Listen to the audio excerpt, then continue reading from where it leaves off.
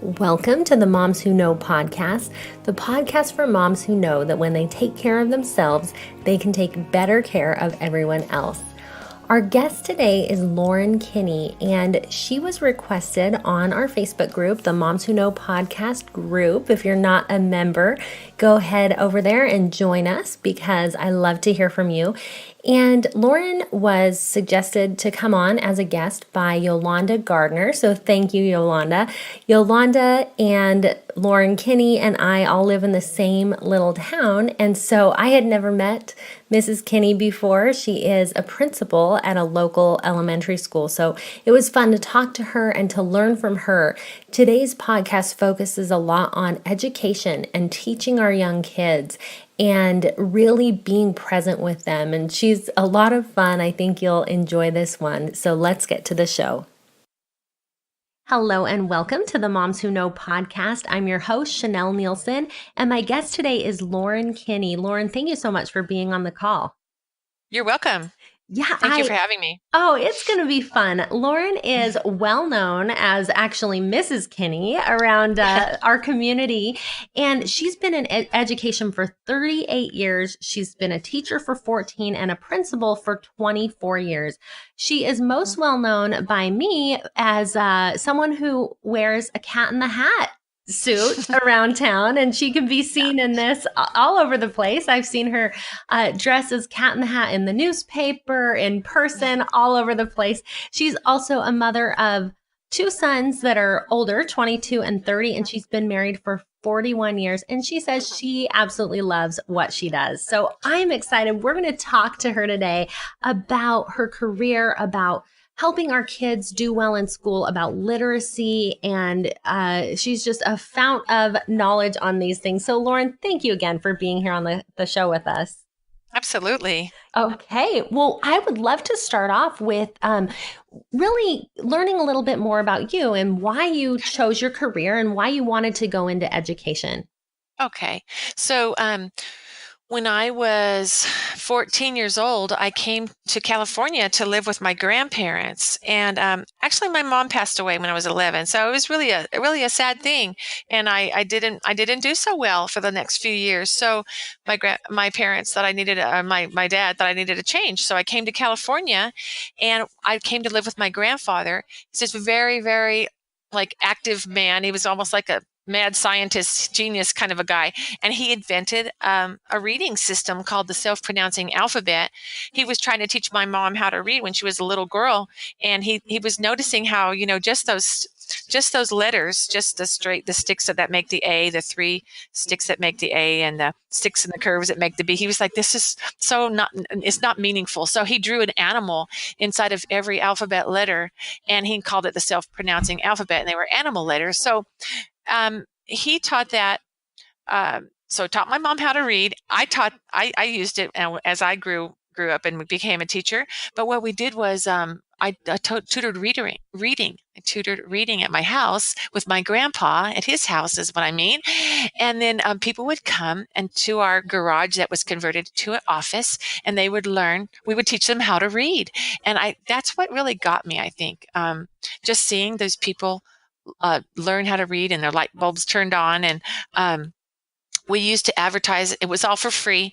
And he used to say, come on over to the James house and learn to read. So we called it SPA, the self-pronouncing alphabet. It didn't matter what age people were. It was so interesting. And it's funny because now that I've been in town ever since, 73, I've been in town. And I have people come up to me and say, hey, you taught me how to read when I was 5. And they're now, in their 40s. And it's funny because my librarian at my school right now, I taught her husband how to read when he was little. So that really hooked me. Wow. And yeah. That's so neat. So did you teach older people that were struggling with literacy? Yeah. Skills? Wow. We taught older people, and we had to kind of make sure that we weren't, making it too immature. Or it's hard to find books though that are not too babyish, but we were just trying to get the concept across that there are some letters that have two sounds, or two or more, and there are some letters that just have one sound. And as soon as you get that across to people, that's the easy part is that some letters only have one sound. It's kind of like decoding or unlocking this magic code. And it was so interesting because at first they're so shy, and they're so embarrassed to kind of come to you. But then you just make it fun and say, oh, no, no problem. We'll teach you. And you don't have to be in a group with other people either. We would have them like off, on their own. We would do private lessons too. And then later on, actually, after the free lessons, we would I actually was a tutor, so I would actually get paid, and that I did that as well, and that was all in high school. That is so neat. What a Yeah. great program and a great introduction to teaching. Mm-hmm. Yes. And so my grandfather, he was very adamant that I was going to go to college. And I was kind of being a sassy little teenager. And I was like, I've been going to school since I was kindergarten. I think I need a break. And he says, oh, no, you don't. You do not need a break. And so he says, you need to apply to for scholarships. And so I thought, okay, because he wouldn't let up. So I applied for local scholarships and I got 4 of them in my senior year. And actually they paid for my first year of college. So at that point I had to go to college because I couldn't let the people down who gave me the scholarships. And so I went and I started as a freshman. And after I got hooked. I loved it at college. So I went ahead and it was kind of funny too. My grandmother, so I got engaged quite young, and my grandmother's like, "Oh no, that does it. You'll never finish college now." And I took that as a challenge. I said, "Oh yeah." So I went ahead and finished, and I was so happy that she got to see me finish and get my degree and become a teacher, because she was sure that since I got married so early, that I would never finish. So I was really happy to show her that, no, I'm going to finish. I finished. I'm good. That's Yeah. so great. So, Yeah. did you always know then that you wanted to be a teacher because of these early experiences in working, I, teaching people to yeah, read? I did. After tutoring, and the fact that I just have loved kids my whole life. I've just been with them. I mean, I've been teaching since '81, and I taught kindergarten and first grade for 14 years. And then one day, my superintendent said, he said, "Lauren, we have an opening in the K1 school that I was in. There's an opening for principal because she was going to be moving on." And he said, "Don't you want to become a principal?" And I said, "Oh," I said, "Not really." I said, "I'm having fun being a first grade teacher." And I did have my master's in education administration, but I wasn't actually going to become a principal. I was going to become like a teacher of teachers. I was going to maybe teach college or something. And so, but he said, what got me was, he said, "So you love kids, right?" And I said, "Yeah." And he said, "Well, do you want to positively affect your 30 every day, or do you want to positively affect 450 every day?" And I Mm. was like, "Oh my gosh, if you put it that way, that was it." I said, "I want to positively affect 450 every single day." So I tried out for it. I interviewed, and I got the position in the K1 school. I had 450 kindergarten first graders. They were so Wow. cute. And now what's so cool is I have their children. They're they're all grown up, and I have their kids. I have their kids now at my school, so they're all parents now. That's so neat. So See? I love it that you have this continuity, being in Yeah, the community for so long, and yeah. all this experience being in the classroom and being a principal. And so, Mhm, what I really want to get into today is mhm, some of the things that you've learned over the years about working with kids. So, some of the patterns you've seen, some of the things you wish parents knew, but maybe don't always get the opportunity to tell them. Now's your mhm. chance. You can tell us. Yay! So we would love Well, to hear some of the things that as an educator, you wish that parents knew. yes. I know life is so busy, and I, even if I could turn back time, I'm telling you, I used to get like in the morning, rush, rush, rush. And I raised my twin nieces also. So I really had 4 kids in my house because I raised my girls, my twin nieces. So they're like mine. And if I could turn back time, I would have calmed down in the morning, because Mm, you just have to, don't it's get ready at night. Get your stuff ready at night. Get your backpacks ready, get your shoes, your clothes, get them ready at night. So in the morning, all you have to do is wake up, and get ready to go. And some kids take showers at night, some kids take showers in the morning, but really the more prepared you are and the more you plan ahead, it's way better on the whole family. Get the homework done at night. Just, and then in the morning, you don't have to get so rushed. I was rushing off to Palm Springs each day. So I was like, come on, you guys, come on, come on, come on, we have to go. And so in hindsight, I would have kind of just chilled out and, just, and not been so in a rush. So really, like, speaking respectfully to your children and listening to them. I'll just tell on myself because it's, these are stories. Like, so one time my son, I was starting it. Like, I would say, Austin, where's your homework? And it's like, oh, I don't know, oh, mom. And he would roll his eyes. And this was he was a middle schooler. And I'd say, so I would start the conversation with my, with my voice and my tone. And it's like, I teach everybody to have a good positive tone in their voice. I counsel parents every single day. So I had to stop because my husband said, when are you guys going to stop arguing about homework? And I was like, when he does his homework, we'll stop, So, and this is my profession. So pretty soon I said, okay, buddy, come here. I said, I realize that when I'm starting a conversation with you about your homework or whatever, it's my tone. I'm starting off with the tone. I said, I apologize. That is not my intention. I said, so whenever I ask you for your homework, I'm going to ask it in a nice voice.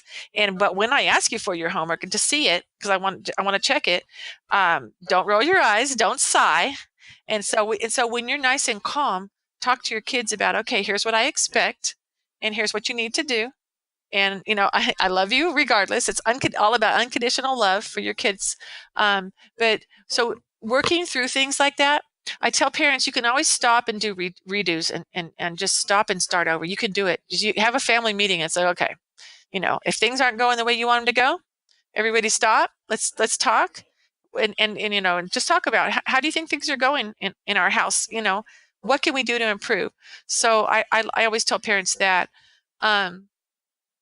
Let's see, mainly just getting prepared and calming down. Like, a lot of times I'll see situations where the parent or the adult doesn't really understand what the child wants or needs, and they think they're misbehaving, but really there's a need there, and they just have to stop and figure it out and just take a breath and listen, because the child is really trying to say something. And if they act out, there's usually a reason for the acting out.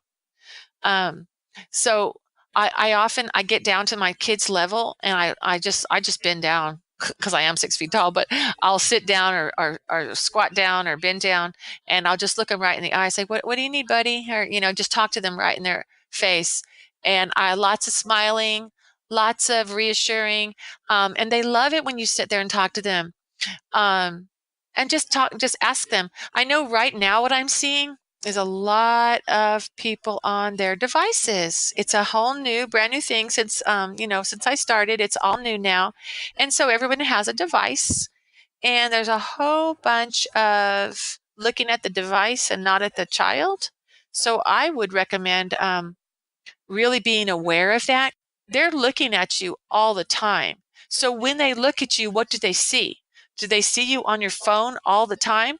Like, I'm thinking about it right now. Like, when my baby comes, my grandbaby, I'm probably not going to let my grandbaby see me on my phone a lot. Like, if I have to get on my phone, I'm probably going to leave the room and come right back, or do what I have to do to, like, hide it, because I don't want them to see me on my phone all the time. I am on my phone a lot right now because I do so much work on my phone.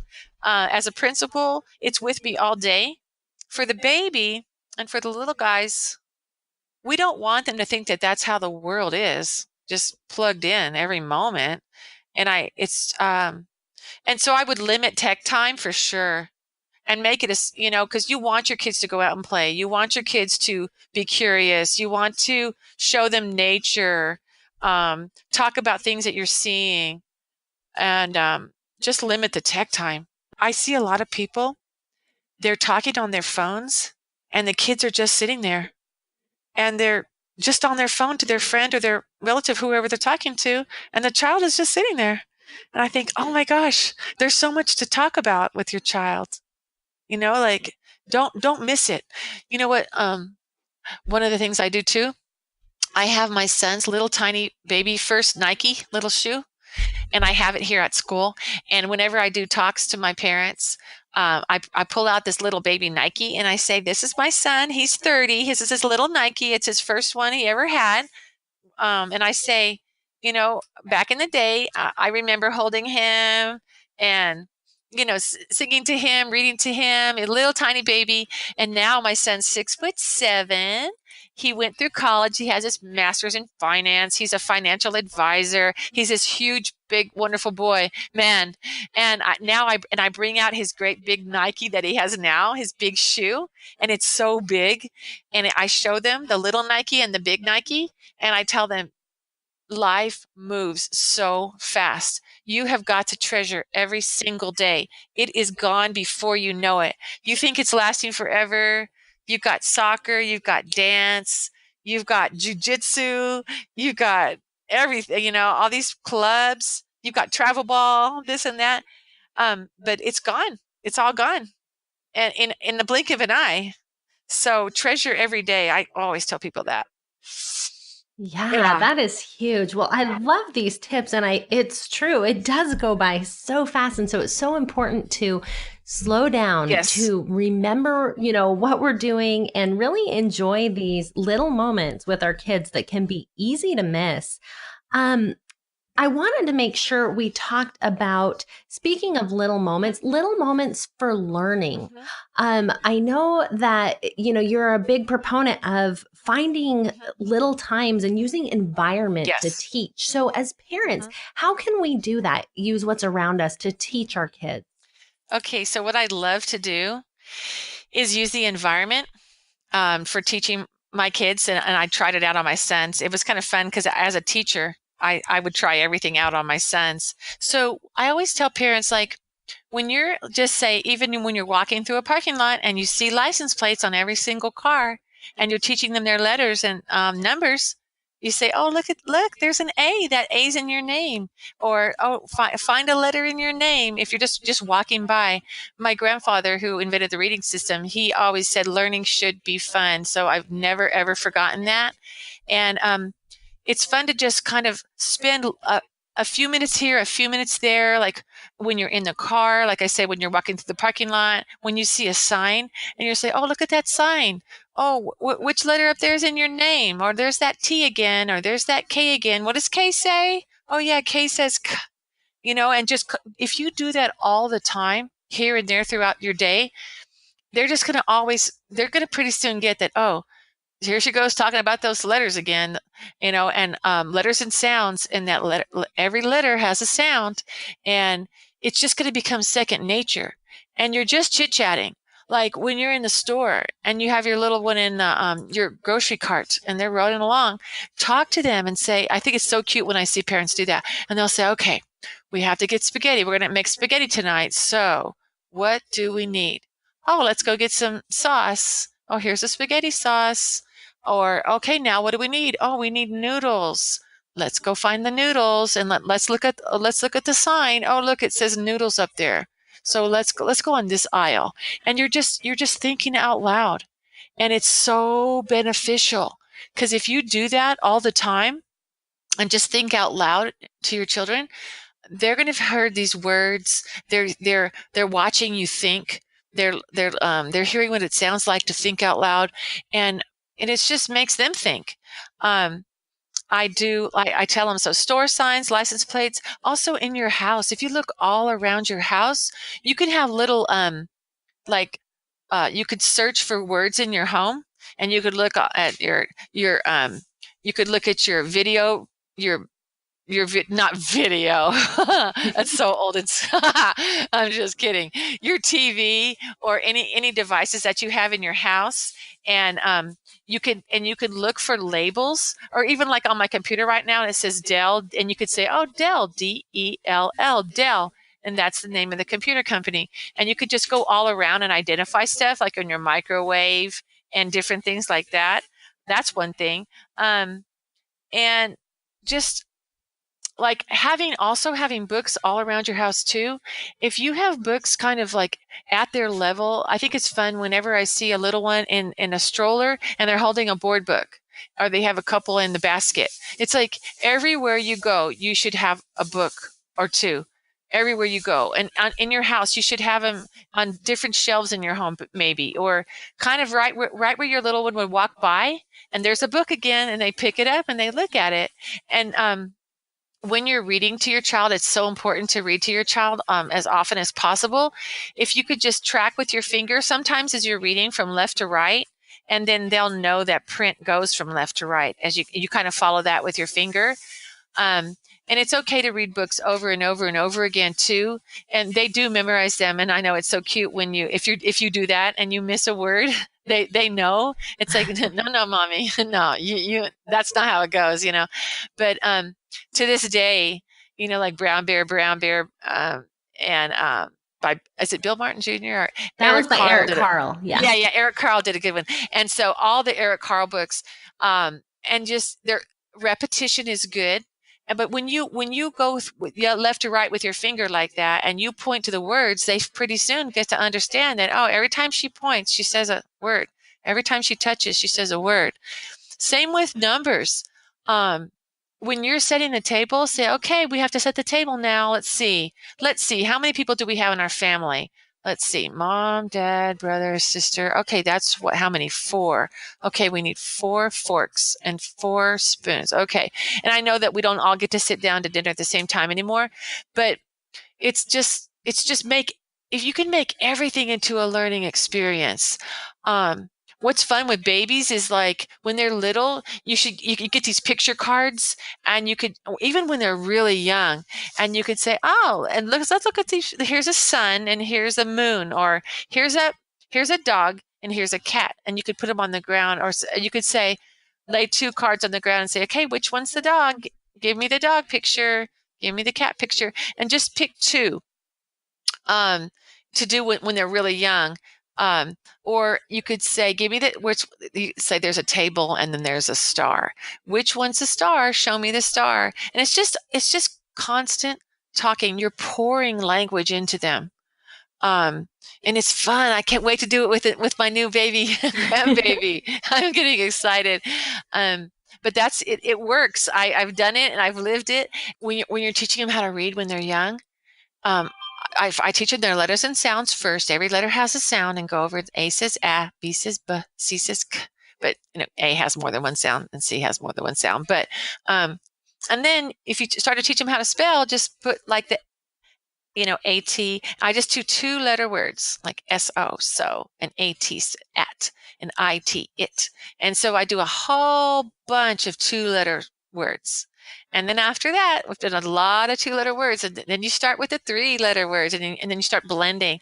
But if you just do that consistently, for they learn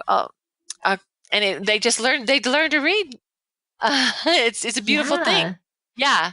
Well, to your earlier point about putting down your device and really being there with them, none of this can happen if we're not interacting, if we're not taking advantage of those moments to be with our kids and to find the things that they're interested in, and, to really be present in the moment, because otherwise it just goes by so quick, and we can kind of miss that learning opportunity while we're doing something else. It's easy to do. Oh, I see it happen all the time. Like, I'll see something cool, and I'll see someone on their phone, and I'll see a little one. I'm thinking, oh my gosh, they're missing a cool thing, and because really, if you kind of notice all the super cool things in the world and you point them out to your child, then they start noticing. Like, it's so beautiful when my boys grew up, they'd say, hey, Mom, I took a picture of this sunset. It's really cool. And I thought, oh, neat, that you would notice that. Or I love nature, and I see the wildest things sometimes. I'm not kidding. I saw a raccoon sleeping on the top of a telephone pole one time. I just stopped my car. I pulled it back. I opened my sunroof, and I was like, you have got to be kidding me. There's a raccoon on the top of a telephone pole. So I took a picture of it, and I have that. But I show my boys and girls at school. I said, you guys are never going to believe what I saw. But I always tell them about things I see in nature, because I want them to look around. Like one day I saw two hawks in the sky fighting over a rattlesnake, and it was so amazing. I was trying to keep my eyes on the road, but no, I looked up and there were two hawks fighting over a rattlesnake in the sky, right? Wow. So, and I always see stuff like that. So I always share that with the kids. Or like, if I'm driving along and it's safe and I see something really cool, like I'll pull over and I'll say, did you see that? But kids, you know what? You have got to remember what it used to be like to be a kid. You have to think back, and you have to slow down, and you have to remember what it was like, and you have to get that joy back. I like have a Peter Pan syndrome. I don't want to grow up, and I don't have to if I don't want to. Yes, I am a principal, but I like to have a lot of fun, and I just think like a kid. It's just if you have to think like a kid and be curious, and don't forget.